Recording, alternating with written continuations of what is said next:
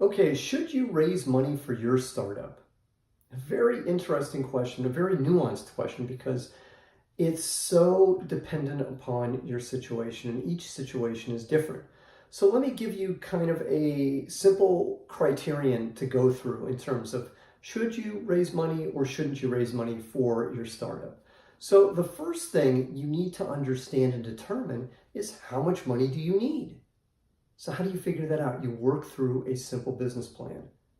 So go through the work, figure out a financial plan, determine how much revenue you need, determine how many employees you need, what are your costs, your rent, marketing costs, whatever it is. Figure all those things out for probably the next 3 years or so.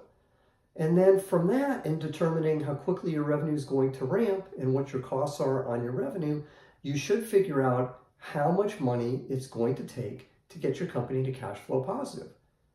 That's the amount of money, and that's probably the minimum amount of money that you need, to raise at some point in the company's life. Now, maybe you don't need all of it at once. Maybe you need some of it now and some of it later, but you need to figure that out. Let's say it's a small amount, like, I don't know, let's say it's $100,000. If it's $100,000, you have to think about where's that money going to come from. If it's $1 million, you need to figure out where's the $1 million going to come from. If it's $10 million, same thing. If it's $100 million, same thing. And there are different classes of investors for different amounts of money. Now, here's the thing.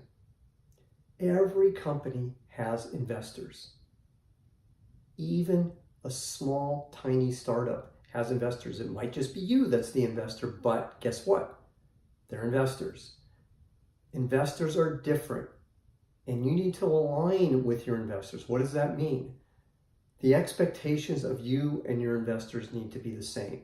So if you're raising money from your parents, for example, you need to make sure that you and your parents understand the terms of that investment, how long it's going to take for them to get their money back, what happens if they don't get their money back, and what the scenarios are for the business.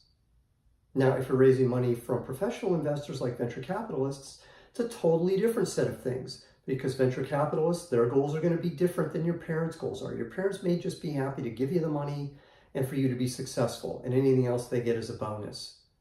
Venture capitalists, totally different. Venture capitalists are going to say, okay, if it's an early stage VC, they're going to want probably 30 times their money in return for the money they're giving you.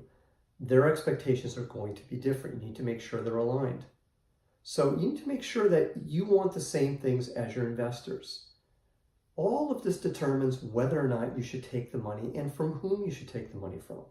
Your geography determines it as well, because if you're in an area, if we're looking at venture capital investment, for example, and let's say we're outside of the Silicon Valley, let's say that we're in Wyoming, for example, and you're trying to raise money, it's going to be different than if you're here in the Silicon Valley and you're trying to raise money, where there are tons of investors and there's a proximity to money.